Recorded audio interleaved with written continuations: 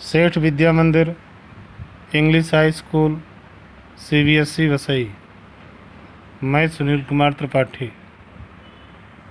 प्रिय बच्चों, आज हम विषय हिंदी पाठ 12 संसार पुस्तक है के अंतर्गत शेष भाग 2 का अध्ययन करने चल रहे हैं। तो आइए बच्चों, हम सबसे पहले पाठ के गद्यांश को शुद्धतापूर्वक उच्चारण करते हैं, फिर इसके बाद उसकी व्याख्या की तरफ अपने ध्यान को आकर्षित करते हैं। जब तुम मेरे साथ रहती हो तो अक्सर मुझसे बहुत सी बातें पूछा करती हो। ये कौन कह रहा है? ये पंडित जवाहरलाल नेहरू अपनी बेटी इंदिरा से कह रहे हैं। तो एक बार फिर से देखते हैं बच्चों।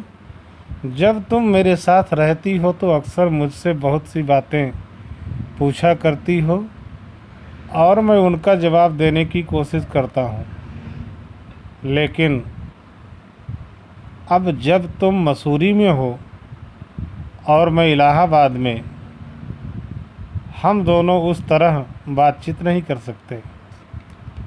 इसलिए मैंने इरादा किया है कि कभी कभी तुम्हें इस दुनिया की और उन छोटे बड़े देशों की जो इस दुनिया में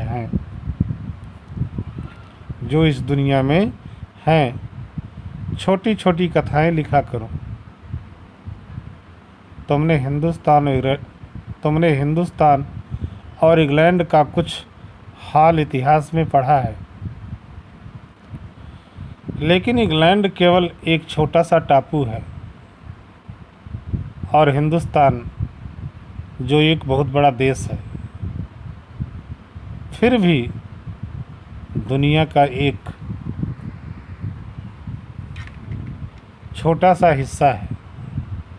अगर तुम्हें इस दुनिया का कुछ हाल जानने का शौक़ है तो तुम्हें सब देशों का और उन सब जातियों का जो इसमें बसी हुई हैं ध्यान रखना पड़ेगा।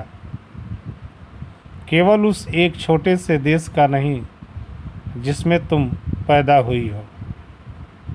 मुझे मालूम है कि इन छोटे छोटे खतों में बहुत थोड़ी सी बातें ही बतला सकता हूँ।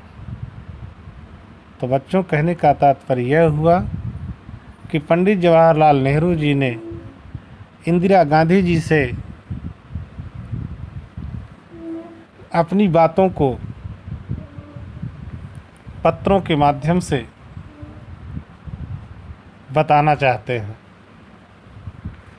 आगे देखते हैं। लेकिन मुझे आशा है कि इन थोड़ी सी बातों को भी तुम शौक़ से पढ़ोगी और समझोगी कि दुनिया एक है और दूसरे लोग जो इसमें आबाद हैं हमारे भाई बहन हैं। जब तुम बड़ी हो जाओगी तो तुम दुनिया और उसके आदमियों का हाल मोटी मोटी किताबों में पढ़ोगी। उसमें तुम्हें जितना आनंद मिलेगा उतना किसी कहानी या उपन्यास में भी न मिला होगा। यह तो तुम जानती ही हो कि यह धरती लाखों करोड़ों वर्ष पुरानी है और बहुत दिनों तक इसमें कोई आदमी न था। आदमियों से पहले सिर्फ जानवर थे और जानवरों से पहले एक ऐसा समय था जब इस धरती पर कोई जानदार चीज़ न थी। आज जब यह दुनिया हर तरह के जानवरों और आदमियों से भरी हुई है, उस ज़माने का ख्याल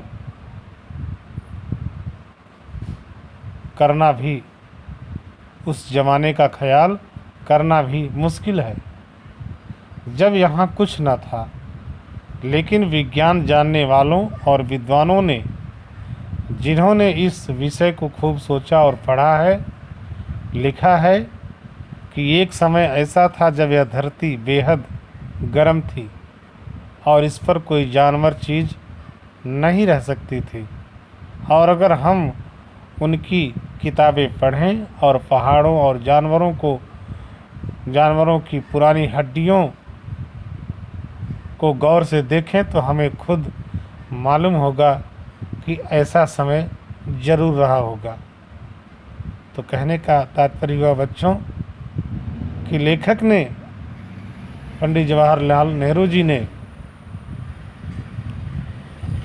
इस धरती को करोड़ों साल पुरानी बताया है और बताया है कि पहले यहाँ कोई आदमी नहीं था, सिर्फ जानवर थे।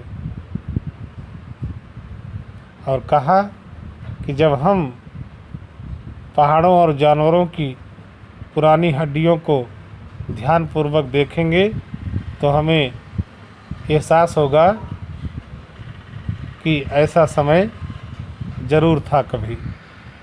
आगे चलते हैं। तुम इतिहास की किताबों में ही पढ़ सकती हो, लेकिन पुराने ज़माने में तो आदमी पैदा ही न था। लेकिन पुराने ज़माने में तो आदमी पैदा ही ना हुआ था। किताबें कौन लिखता? तब हमें उस ज़माने की बातें कैसे मालूम हो? यह तो नहीं हो सकता कि हम बैठे बैठे हर एक बात सोच निकालें। यह बड़े मज़े की बात होती, क्योंकि हम जो चीज़ चाहते सोच लेते और सुंदर परियों की कहानियाँ गढ़ लेते। लेकिन जो कहानी किसी बात को देखे बिना ही गढ़ ली जाए, वह ठीक कैसे हो सकती है? लेकिन खुशी की बात है कि उस पुराने ज़माने की लिखी हुई किताबें ना होने पर भी कुछ ऐसी चीज़ें हैं जिनसे हमें उतनी ही बातें मालूम होती हैं जितनी किसी किताब से होती।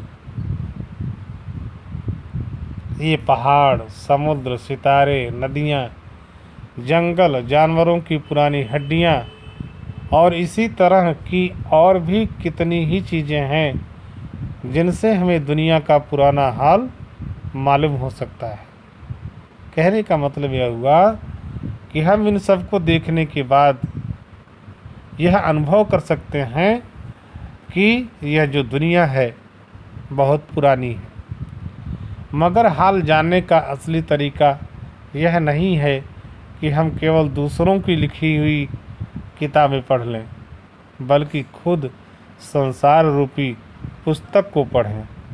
अर्थात हमें संसार में रहने वाले लोगों के बारे में जानकारी होनी चाहिए।